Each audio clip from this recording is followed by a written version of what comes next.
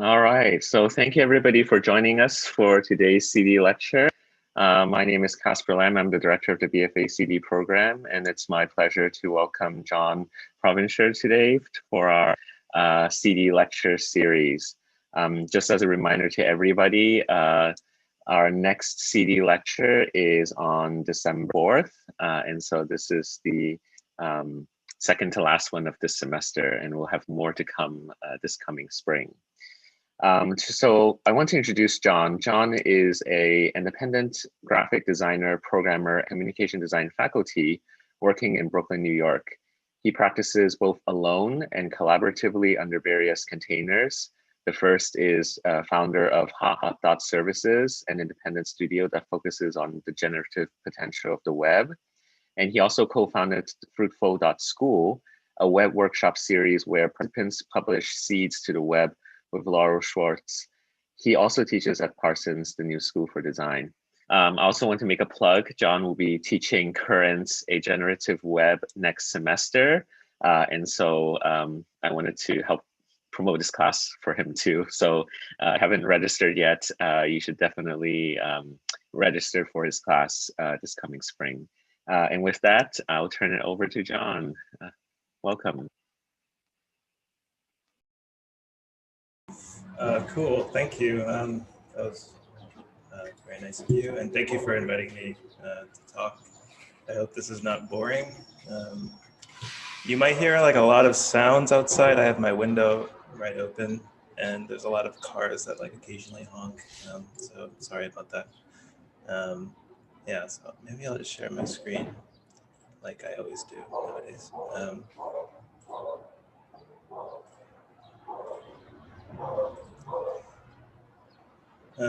And I know these lectures can get kind of long, and maybe you don't want to have the sound on, and I wouldn't be annoyed. Maybe you have music on and you're just kind of watching it. So I have the subtitles. I hope you guys can see on the bottom.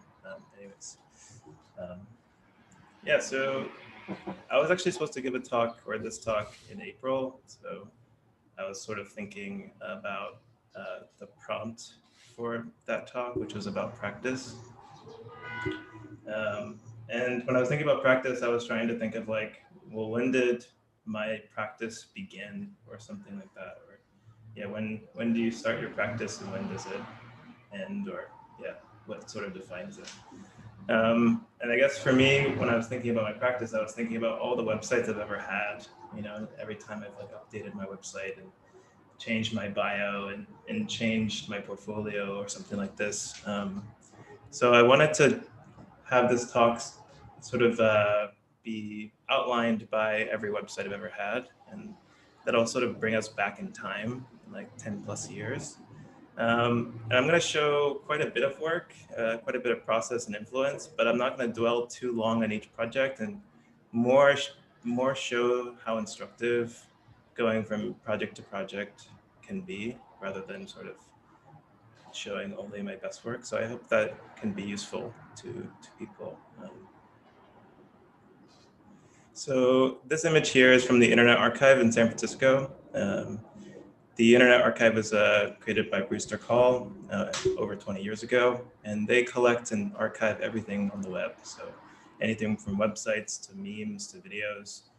You can find it, most of it, at the Internet Archive. And this is mostly a passion project for him because he was tired of seeing his websites, the websites that he loved, go away. So this is a server inside of the headquarters in San Francisco, where maybe my website lives. You might kind of notice the architecture is kind of strange. It's more of like a kind of cathedral looking kind of lighting. And so it's actually a church. This is the church. And they picked this science church in San Francisco because it reminded them of their logo, which is this. And the reason I'm bringing all this up is because, yeah, I'll be using sort of the Internet Archive as a way for me to like go back in time and show different screenshots of my website. So the first screenshot is actually in 2010, but I actually made my first website in 2008. And I made it for work that I made in 2006. So at 2006, I was around 14, 15 years old, which is pretty young to be publishing work to the web. So this will be sort of embarrassing, but I hope it'll also be instructive because, yeah, since I published this, I feel like that's kind of when my practice started, like pretty young. And I guess like if you've taken one of my classes or you know me, you know that I like to program. And I guess the idea of program is always sort of like, yeah, started with me owning a computer when I was very young, which is a total privilege. But the internet was really different back then. It was somehow more accessible than the web is now, but also kind of like the Wild West in a way. Like things were just being shared, and there was no real monopolization of it yet. Does anyone know what this is? This logo refers to? Maybe not. This is LimeWire. LimeWire was a peer-to-peer file sharing program, and it's sort of how I started doing graphic design. I may or may not have downloaded many Adobe programs from this and many video editing software for skate videos and yeah, video games and music. And it's not great for the industry, but it was really great to kind of lift the gatekeeping of what graphic design was. And actually, as a young kid, I was actually sort of practicing graphic design. So not to go too deep into it, but when I was a teenager, my dad was like, "You need to get a part-time job, or I'm gonna like just kick you out of the house. Like you know, you're just playing video games and skateboarding all the time." And so I told him like, "Hey, maybe I can make some money, you know, selling logos online or something." So I kind of opened a Craigslist account and sort of said, "Hey, I can make your logo," and a lot of people hit me up in the area. So for those who don't know, Craigslist is like a kind of localized forum where people can sort of like say what services they want or use. So this was one of the logos I made when I was really young. It's pretty embarrassing. I had no design training or whatever, but I think every time I made a logo, I tried to make the logo look like what the company was. So in this case, it was like Mainline Collision, which is what the MLC stands for. And it was a kind of car repair shop. So I made the logo look like what a car should look like after it's done. They still use this, by the way, which is really crazy. So this is my website. It's pretty on the nose, you know, as John Provencher graphic design portfolio. I had a logo, and I was like, yeah, my logo is like a crest, you know, because like logos come from like, you know, ancient crests and stuff like this. And yeah, my portfolio is like a literal folder that you tab through. And thankfully, this screenshot doesn't have the other logos I made because it would be a disaster, but you can feel free to look that up if you want. Yeah, so I think at the very young age of like making this portfolio, I actually started to like get a lot of clients, and I actually made like logos for like 60 or something clients. It was insane. So that was like my first web design experience, and I used something called Dreamweaver. And for those who are old enough to remember maybe making a website in Dreamweaver, you used it by splicing an image and sort of outlining what parts are interactive. So this website here is just one big image that I sort of like give these hot points to for people to click on and stuff like this. So that led me to go to school for graphic design, and I was really excited to learn more about graphic design and kind of explore, you know, beyond logos, what else is graphic design all about? And ultimately, I wanted to go to art school to sort of extend what that could be, mostly like what you guys are doing here. And I spent a lot of time in school. I went to California College of the Arts. I moved from Pennsylvania to San Francisco. I think I was always really curious about San Francisco because all these companies, these internet companies came from there. So I was like, there has to be something just in the water there. But now it's sort of just like they're just a bunch of white dudes in Silicon Valley. But at the time, I was sort of like mystified by it. This is a project I did in my second year. You guys probably all do projects like this where there's a text where you have to like reinterpret the text, you know, and you guys probably hate those projects. And I had this idea to reinterpret a text with a website, and the text was Beyond the Margins by Mark Bartlett. And the whole thing was about this like graphic field, so that like as graphic designers, we're sort of designing a field rather than content. So it's all about sort of how things can be manipulated. And so I had this idea like, oh, maybe, you know, every person that experiences the text could sort of change the text in sort of a really visceral way. And so I was kind of flexing, oh, wow, I know how to use Illustrator and all the effects. So I made this sort of crazy interactive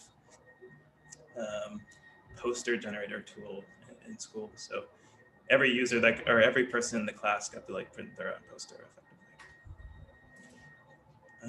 And the great thing about school is that, you know, teachers will see what you do and they're sort of like, hey, you should check out this artist or this designer.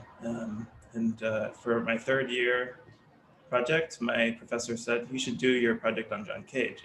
A lot of the things you're doing remind me of what he does. And for those who don't know, John Cage is an artist, composer, writer. He kind of doesn't really have a solid title of what he does, but he sort of shifts between all these different sort of practices and sort of comes to like one very generous meaning.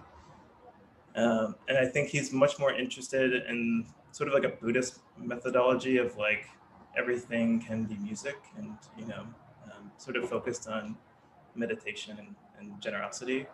And I always sort of like that because the work also just looks very visceral and interesting. This is a graphic score that he did. And he'd also do these like really interesting performances where he would sort of set up these everyday objects and create music with them. This is a piece called Water Walks. And I love this piece. So I've showed it in every class that I teach, even when it doesn't make sense for the class. But I really love this piece because it shows him using everyday objects in a wrong way to make something new. I think that's really nice. So the task for that project was actually to not only design something about John Cage, but to create an exhibition about his work. So I was thinking, yeah, what would a modern day John Cage exhibition be? So I was thinking maybe it ties into kind of contemporary experimental music in a way. So this is an image of like how it's called the multi-channel system. So it's how sound can move around a room in the through different speakers, depending on who's in the room. So it can kind of respond to who's actually walking around in the space. So I was like, that could be a really cool way to start thinking about how the actual exhibition would be executed.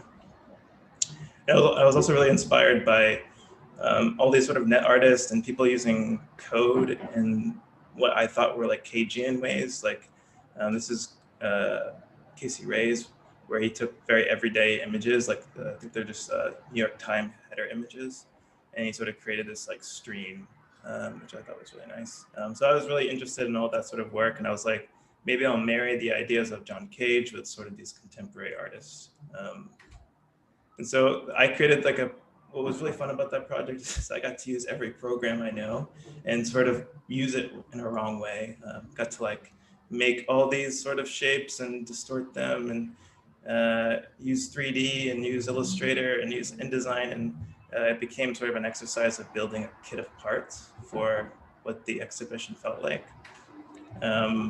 And yeah, like this is even just like designing something in 3D and then taking it back in 3D and just sort of making mock-ups. And that's effectively what the whole project was. Then I had another component where all these sort of forms were created through like a website. So you could sort of scroll to compose all of these different things.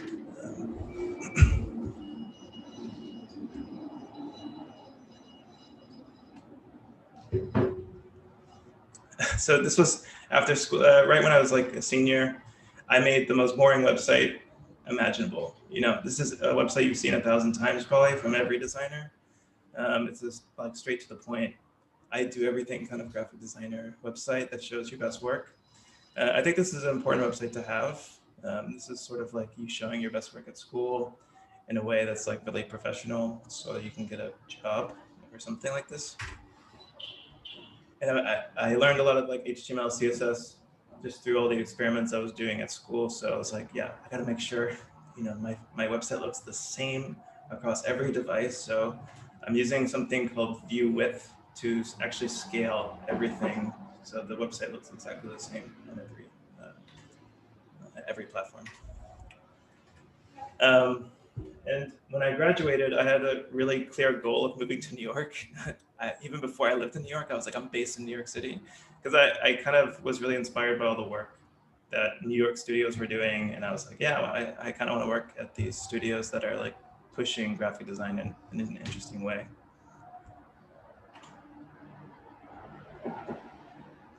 I'm noticing my camera has like this like really cool sun reflection. Pretty cool. But yeah, I think a lot of the work that I was interested in is like you create sort of the system and then it's applied in many different ways. So I feel like I spent 4 years working for companies, and I think it was mostly like experiments on how things are applied. So I worked for a place called 2x4, where I worked as a signage designer, and we worked on a project with Apple and stuff like this. It was actually super boring. But during that same time, there was like kind of an open call project for Prada, where you can sort of propose ideas for the Prada wall. And the current season was all about outer space. So I took images from the material in the store and actually just stretched them, and we called it hyperspace. I think Michael Rock didn't like this though. He like told me, he's like, I don't really like this at all. But anyways, other people liked it.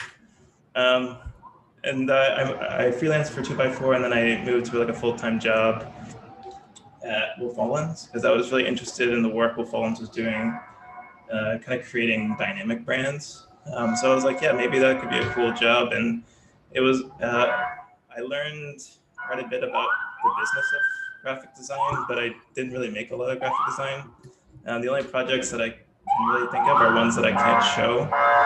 And so this is a graphic system that I built for a very popular search engine company. And it's for their fiber optic offering. So this is sort of a play on fiber optics. Then after Wolf Owens, I worked for Base Design, and I worked with a fellow teacher here, Inva and Jeffrey. You guys have maybe had them as teachers as well. This was a really great place to work for me, at least, because the creative director and everyone who worked there was very supportive of you as an individual, just sort of doing what you wanted to do, at least in my case, which was nice.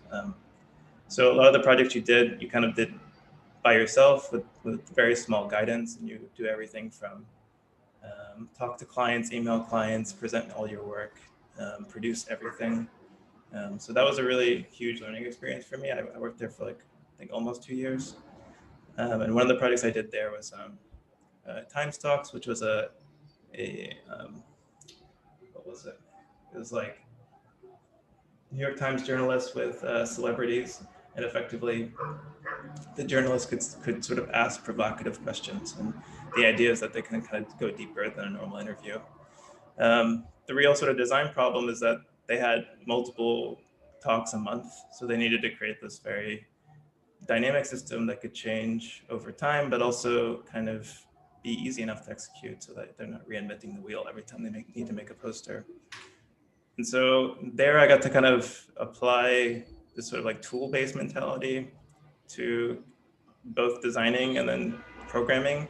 I didn't program this, but the idea for the identity was, once I sort of made this poster, I was like, we could sort of easily make a tool that takes people through the style guide without having for them actually to read the like 100-page document. And that was a really cool project, because you got to see your work in all these different formats and apply it to newsprints and tickets and all this. But this is my favorite image of how it turned out. And it's maybe the most simple execution, but I just like the context a lot. This is Marina Abramovich and Nadia Tolokonnikova. Was he right? No. I also did like a lot of projects with architecture there. This was a project for an architect who wanted to be portrayed like he was from the future. So I was like, oh, okay, that's great. So we made this identity that was like parametric in nature. So this like logo sort of moves with you on the website, but also moves with any sort of format. This would be like a journal or something. Yeah, so I think I was just really excited by that idea of like, I don't know, coding kind of can be this way to apply graphic design rather than just to make websites. So I really sort of bought into that idea. This image is Hector. It's by Jörg Lenny, who actually used to teach here. It's a portable spray paint output device for computers. So the computer is actually reading SVGs and plotting points so that the spray paint bottle can paint. This is cool for many reasons, but for me, I always really loved like how deeply invested Jörg was in creating tools for the web, but also that could be applied to his own work. And while I was working at those jobs, I feel like most of the way I got from job to job wasn't really what I did at the last job, but what I did when I got home from the job. And when I got home, I had this folder. It was just called Haha. And every day I would just kind of do something new. And I had no real goal. I think when you work a job full time, it's really hard to have your own vision with things. So I think it's important to at least try to do something completely by yourself so that you sort of know what you want to do, if that makes sense. So this is kind of like the filing system inside that folder. And I still, to this day, do stuff like this. And it's sort of the kind of more experimental work that I published was based off these sketches. So I wanted to make a clock that was a circle once a year and, kind of coded with Jörg Lenny's paper.js. I coded a circle where the anchor points are just sort of rotating around until one day in June, it becomes a full circle, which is quite satisfying to watch. I also did a lot of like posters and stuff with the same sort of methodology, kind of using code and sort of generating form and using that in like a sort of like poster way.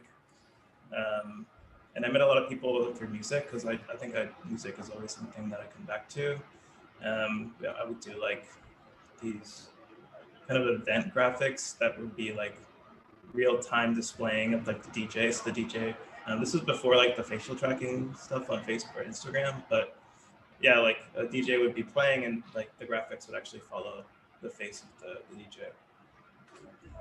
So the project itself is called Secret Friend.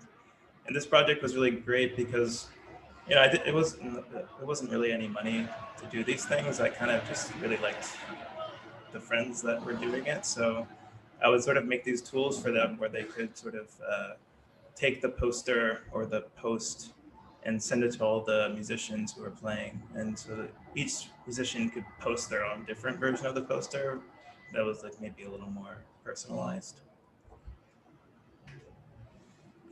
And those connections are really important because my friend was like, hey, you should just do the same thing for where I work at Alexander Wang. I was like, yeah, let's do it. So it's kind of similar idea. The kind of brief was, hey, we really hate this barcode logo, but we have to do it one more time because it's the end of this identity and we're gonna like have a new brand.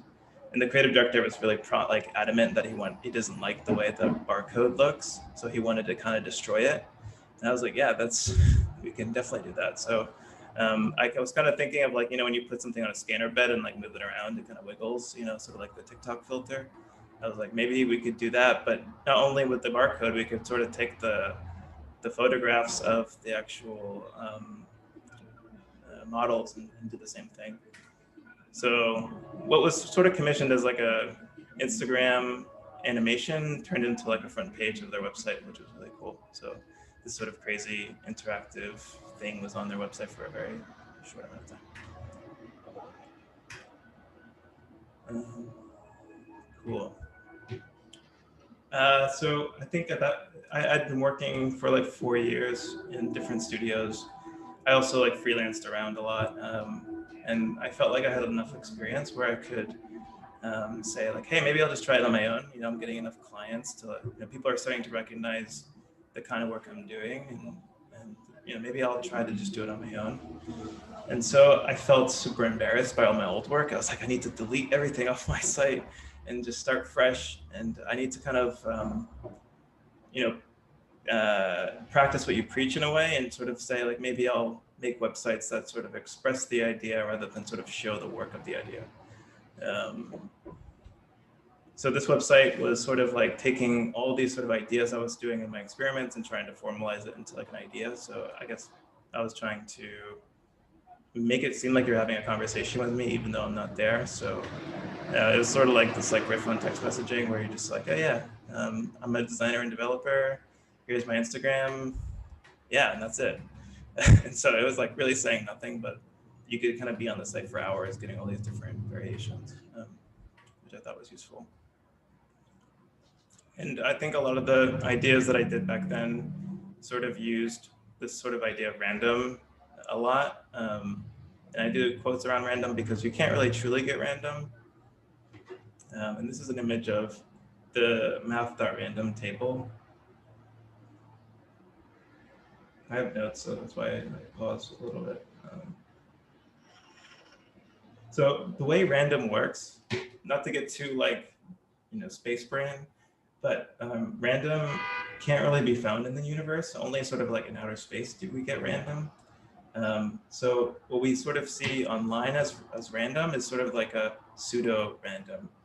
And it's effectively what's happening is the computer is just picking a number from this really big number. And that's effectively what this table is. It's sort of simulating what is random. So I use that piece of code quite a bit, actually. It's very useful because I think I like the fact that it is random, but there's also like this like secret system behind it, and it's sort of kind of nice. And since I didn't have any work on my website, I was like, maybe starting fresh would be good, and maybe I'll like create. I've been working for studios for so long, I'll just create my own. You know, how hard can it be, really? So I just sort of created like a business card of a website, and then I started to teach as well. So that became really important because as I was sort of experimenting with websites, I was able to like teach about what I was like finding and what I was like experiencing and the lessons I've learned, and sort of formalize them into projects. And yeah, I think that for me has been, it's exponentially grown how I am as a designer. So thank you to all my students who maybe are here. But also I hope all my students have the chance to go through something similar. And yeah, it's pretty awesome. So I think Instagram comes into mind a lot because it's sort of like the prominent way people share images. And I'm super bad at documenting my work, actually. Like I kind of loathe it. So I try to think of like ways to make it really easy. And so I thought, you know, haha.services is not going to really spend time after a project like presenting the project. This doesn't make sense. You know, I'm just going to find a computer somewhere, open up the website I made, and then kind of use it. And so that just became sort of like a fun activity for me. It would be like me and my girlfriend just walking around Chelsea, going to like Apple stores and stuff like this, and sort of like creating the variation ourselves. And this is the library. This is the Apple store. And so is that a diner? Is that a bookstore? And it was really fun to just see, this website that I made is like everywhere, and it's like applied. This was at a studio where I was working on a different project, where we were kind of making this like flag generator thing. And and along with that, I was sort of selling this idea of both like your website can just be like an object of what you do, not necessarily like a portfolio. So I think I was applying that to personal sites I was doing. This is from my friend Clint. My friend Zepang, he's sort of like a loud person, so I made his website really loud. Also, like kind of from all of those experiences of music, people were like starting their own businesses. So like this is a CBD business. It's like the website's supposed to make you calm. So I was like learning about like e-commerce and all this stuff, and still sort of like making posters and doing like really small websites. I think that was like the big thing, is that if I liked you as a person, I would do work with you. That was kind of the idea. And still sort of doing my own websites really important, just sort of exploring, yeah, like what else could a website do besides just sort of serve you boring information. So I'll talk about a few projects kind of a little deeper, but not too deep. I'm going to go kind of quick through them, but yeah. This is a project called ARC. I did this with a friend, Patrick Slack. And the idea was like, we kind of make the website first, and then everything sort of is formed by that. And ARC is a photography production studio. So the whole idea of the website was make it arc. Everything would arc. So the logo arcs. Here it is in Korea, like a PC bang with an arced monitor, which is nice. But the way the logo works is that you can kind of rotate your phone and you get this like new perspective of the logo. You even get like a little clock that is arcing. And the whole idea is really to editorialize the photography and make it feel like it's printed in a magazine. So the design of the website was, the goal was that, and we actually did print it because it just felt nice. This is a logo for a book agent called Europa. Europa sort of means more or less moon, and more specifically a wide-faced moon. So everything is sort of like this idea of wide-faced moon. And so we use like a wide typeface. And when you open up the logo itself, you get all these sort of clients that the agent has.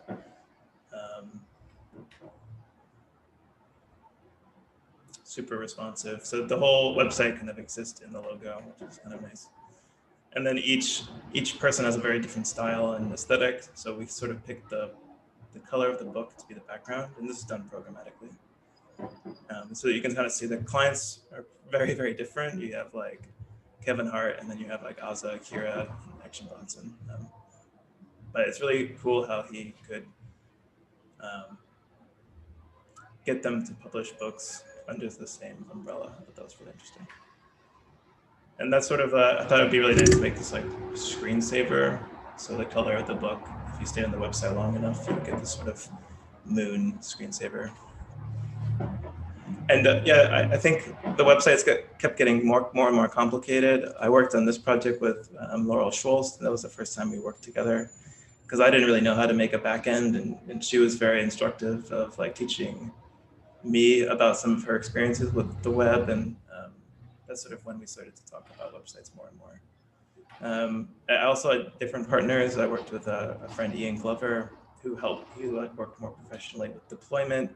So he helped me build these more e-com experiences. This was a logo for, or a website for Low, which is a CBD company. And the idea is like, yeah, you're not high, you're low. So the logo sort of shrinks down, and the website is actually trying to do the opposite of what most CBD companies do. It's kind of more vibrant. And did a project for SVA, Masters in Branding, their sort of branding website. I was originally hired to do like a brand refresh with them, but ended up doing the website. And they use this typeface, or redesigned this typeface, heavily inspired by Herb Lubalin. And I love Herb Lubalin, actually. So I was like, what would a Herb Lubalin website look like? And for those who don't know, he's like a colorblind, brilliant typographer and designer. So I was like, yeah, maybe he would make a black and white website, but maybe he wouldn't care what other people want the website to look like. So you can change the color of the website to fit your pleasure. And the big learning curve of this website was to make it a back end, but also accessible. So it had to be ADA accessible, and to host many, many different kind of people that take the program. And I think that's sort of where I landed with most of these projects. You know, most of the web projects are sort of combining accessibility, ease of use for people using the website on the back end, because I'm not the one putting the content in, someone else is. So designing systems that really work for people so that they're not sitting in front of their CMS for 5 years was really important. So this was a website for Wonder Publishing, which my girlfriend Jisoo contributes to, and I think it was started by Ben Fama, who might have also been teaching, or he worked in the communication design. Yeah, he had some sort of association, but he did work for Parsons as well before, you know, everything went to shit or whatever. Yeah, so the whole idea with this website is to like make it really easy for them to update it.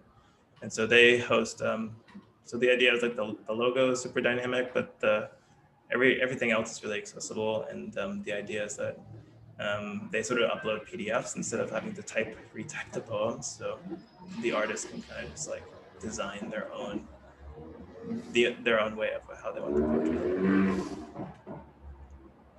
And yeah, so like those are all the web projects, and I feel like those are, I still do those, and I really like doing those, but I get super bored of websites after a while, and I just like need to like do some other stuff.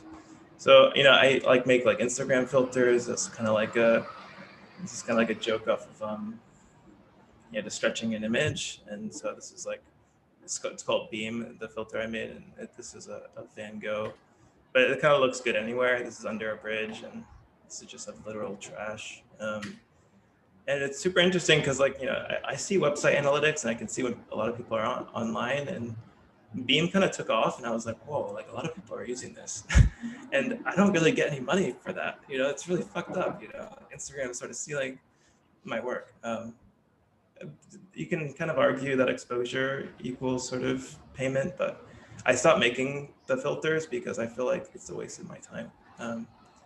But it was pretty cool to see it being shared with a lot of people and how they used it. And I use Instagram quite a lot to share process work, and it's a really good way to meet people who have similar ideas of what they want to do. And I met a friend named Thomas, who worked at Nike at the time, and he was like, hey, can you just do the shit you do on Instagram for Nike? And it was a week-long project that it was pretty much about this idea of iteration. The project was called Project Moonshot, and the idea was effectively to create an identity that sort of represented what it feels like to go through a marathon training program. So we did like mostly a lot of like animation experiments and kind of using code and how the code can sort of animate and iterate to sort of sketch ideas. The idea we ended up going with is like this literal kind of representation of a moon, and it was sort of kind of trying to represent the program and how kind of rigorous it was, but also kind of work as a really flexible graphic that could be an animation. But really what they were was like single SVG exports that I did. And I think I exported like 2,000 SVGs. The nice thing about SVGs is that, you know, they can be easily printed. So it becomes sort of a living mark. And yeah, my friend Laurel took this picture when she saw it in the subway. It's right here.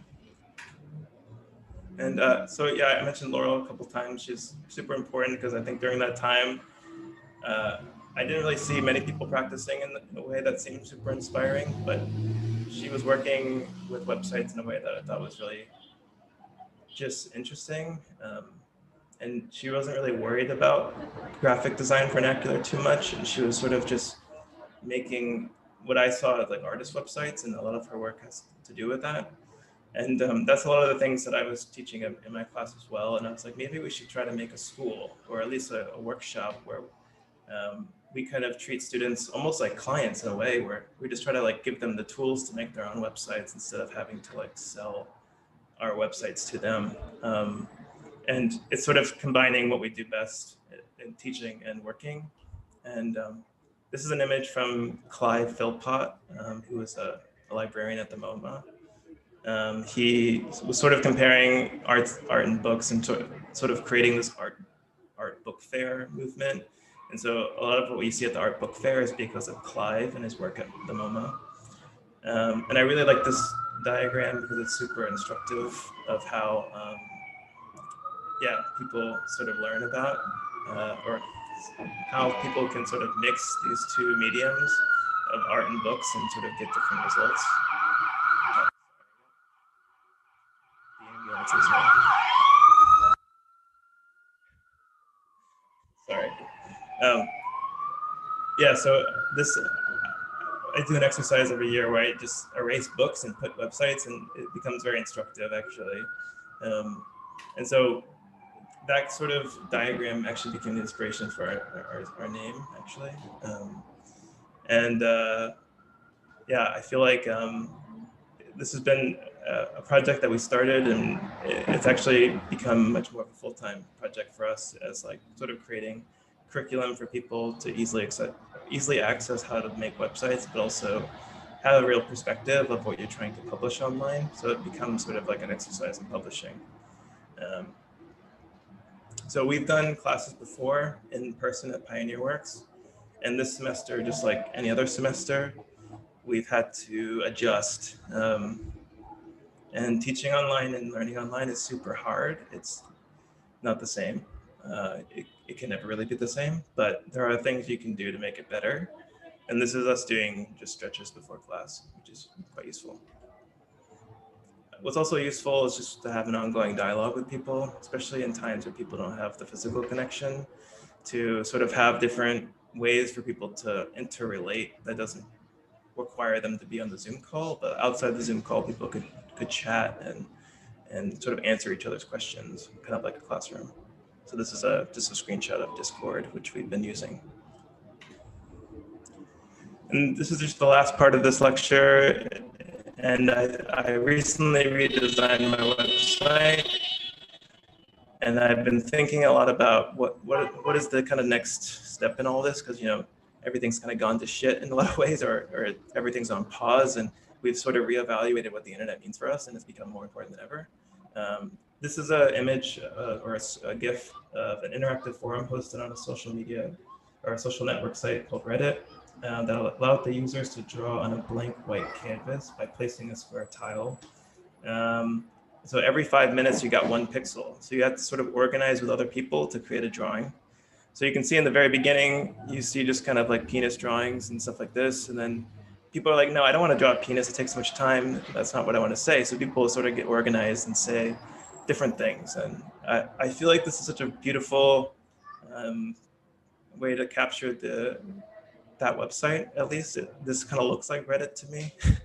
And to a certain extent, it kind of looks like the internet. And I think for me, this sort of visual always comes back to mind, and sort of the things that we create should just be very shareable to others, and should sort of allow these sort of like, yeah, there should be like an openness on the other side for people to kind of express themselves, which I think is quite relevant. Oh yeah, and it might look super random, but actually you can kind of see how organized people are through this like heat map. So this is the heat map of that drawing. So on my current site, people can log in. So if you go to johnprovencher.com, feel free to log in. If you say a bad word, it will censor it, but you could probably get around that. Just please don't say anything too bad. But I think the projects that I'm more interested in, especially in the moment, are the ones where you can sort of capture what it feels like to be in a room full of people. And the graphic logo is actually just more of a timer. So you sort of get, depending on when you sign in, is the graphics shape. So this is, yeah, pretty good representation of that. And everything about the site is accessible, and the user has a lot of control over what the website looks like based on the color. And the last projects I'll show, I did the commencement for last year. And these are the sort of projects I've been doing. It's more of like thinking about, less about portfolios of work and more of like, how do you sort of facilitate a live event? So me and my friend Ian, we created very quickly, I think like maybe in a week, maybe 2, created a simple identity and idea for the commencement, which was to kind of create a program that was in like reacting in real time. And the real idea, which kind of came from Brandon and Rune, was like having this sort of real-time reaction would be really important. So yeah, so what was really cool about that is that in lieu of like not having like the physical claps in the room, you sort of had this representation of people clapping and all this sort of stuff. So it became sort of part of the program. These reactions were sort of logged in that way. So those kind of projects are really, I'm super passionate about nowadays, because I think just until, I guess, the world goes back to normal, sort of using the web in the way that it can be used is really important to sort of re-facilitate these live events that just don't go to Zoom, and maybe there's some sort of experience there. I've also just like been sort of tired of being online, so I've been making a lot of screensavers. So it's just kind of work that exists on your computer when you're off of it. So like not getting outside too much. So I kind of relate the screensavers to something you would see in real life. So this is just the sun, and it sort of like animates a little bit. And the idea is that the color is a different yellow every time. So it sort of acts like the sun. What was fun is I just sent it to all my friends to take pictures, and they sort of sent it back. And this friend is like, it doesn't work on my old Mac, and it just shows an error message, but I really like his flower setup. And at night it goes to like a moon. And this is a recent one I made. It's just sort of like an orbiting circle that goes around your screen. It's kind of the opposite. It's more of like a spatial idea or a space idea. Yeah, I might make a lot of these just because it's really fun to send them to friends and have them take pictures. And this is my friend Eli. This is his desk at the MoMA, which is really, there's a lot of faces, which is cool. And yeah, that's about it. So, and this is just my dog. It's another, having a dog is actually pretty hard actually. So he's been quite a big project, but also, yeah, he's been great. His name is Link, and he likes the screensaver quite a bit. Yeah, so that's it. Thank you so much, John. Yeah, no worries. It was wonderful just to see the trajectory of your practice and to sort of connect it with some of the ideas of the early-ish web. I think that was a bit of a trip down memory lane for some of us. At least it was for me. Do we have any questions from the audience? And remember, you can ask your questions in person, or if you feel comfortable putting it into the chat. So we have a question from Michaela. How do you make screensavers? Oh, that's a good question. I use something called Swift. It's I think it's the proprietary language for making any Apple product.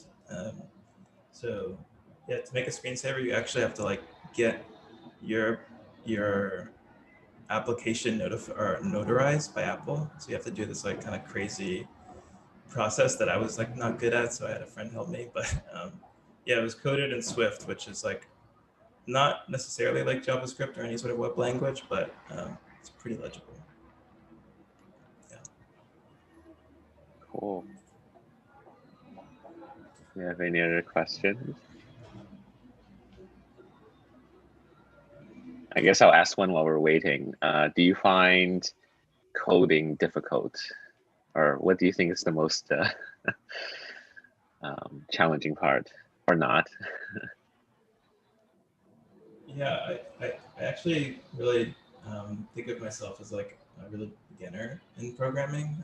There are people, it's kind of a job, it's something you have to like really focus at if you want to become good at it. So it kind of takes on a lot of like your time. But I think learning something is quite easy. There's so many resources to learn. And a lot of the stuff online is open source. So I think it's kind of the job of the designer to actually like, instead of saying they don't code ever because it's too hard, just to sort of try. And you don't have to become like a super expert. It's more of just sort of learning how things work. But yeah, I mean, coding is super hard. It takes a lot of practice. And at the same time, it doesn't really stop like I guess the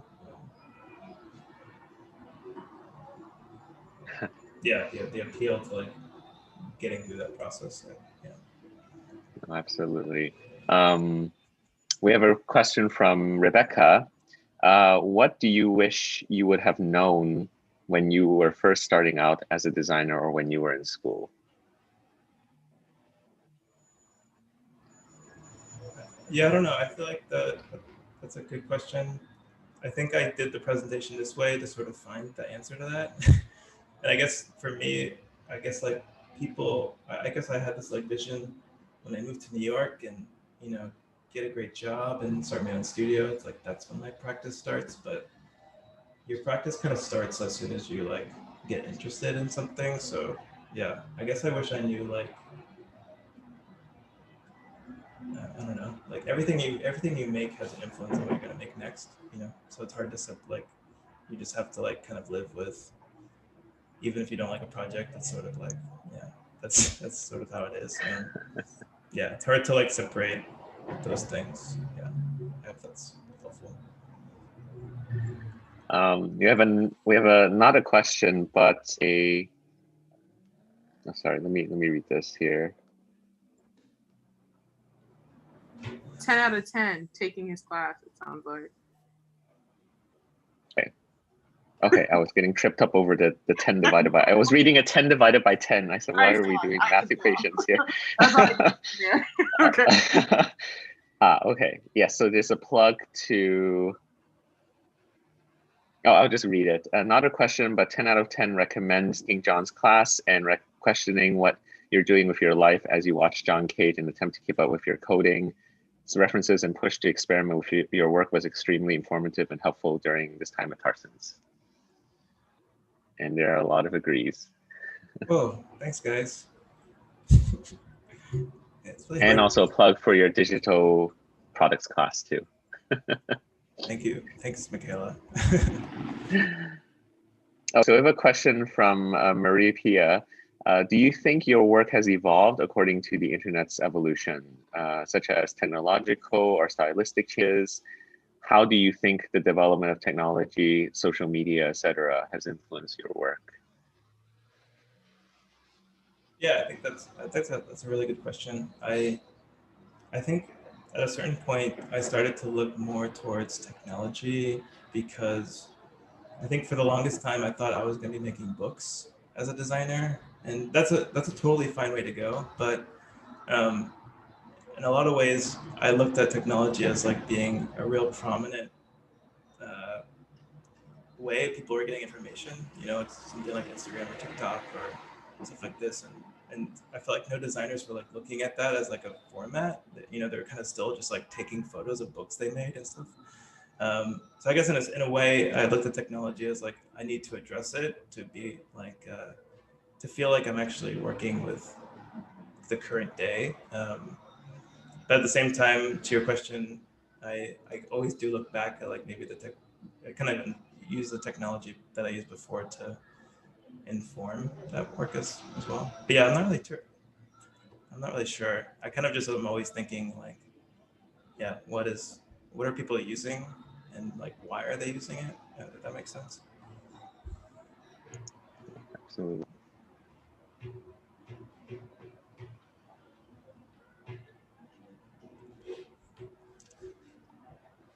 I know running at time. Oh, sorry. Go ahead, Kelly. I think this will be our last question.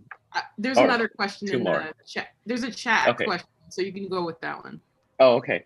So Tiffany asks, I'm curious to hear about your design philosophy. Do you have any principles you follow when designing, or would you say that you are more of a designer who goes with the flow? I go with the flow. Yeah. John goes with the flow. Okay. Yeah. And I guess Kelly, I think you might be the last one. I was just gonna ask like what your process is like to kind of switch from like working with clients in like the New York Times project, I think it was New York Times, to like some of your more experimental projects in your own practice. Oh, that's a really good question. Yeah, I noticed that studios that I like to work at, the best clients were like the friends of the creative director. You know, it never really felt like a client. It felt like you were sort of collaborating with them, so it felt like more of a collaboration. So yeah, I sort of just picked the clients that were my friends and people that I could sort of trust to do work that I wanted to. And yeah, the lessons I learned. I would also say it maybe looks like my practice is very freelance and I'm doing my own thing a lot, but I have to say like the time that I spent working for studios, I learned a lot of the business and how these projects get how these projects work and how to like write a contract, all these sort of important things when you go on your own, you're going to need to do. So yeah, that experience was super informative as far as like the learning about the process. Great, thanks. That's very helpful to hear. Well, I just want to say thank you so much, John, for sharing your work with all of us. It was a really good antidote before the Thanksgiving holidays. And so thank you so much for taking the time. And thank all of you for joining us today. We will have our last CD lecture of the semester on the 4th of December. And so I look forward to seeing all of you here. Thank you and have a great Thanksgiving holiday. Thank you, buddy.